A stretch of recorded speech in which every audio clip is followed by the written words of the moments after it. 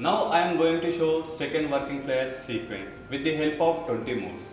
First, height spin and thumb roll, snatch the bottle and change the hand right to left and pick up the bottle, reverse grip behind the head and back to front, same hand, swipe through and back pass same hand, swipe through, back pass right to left and shift the bottle left to right.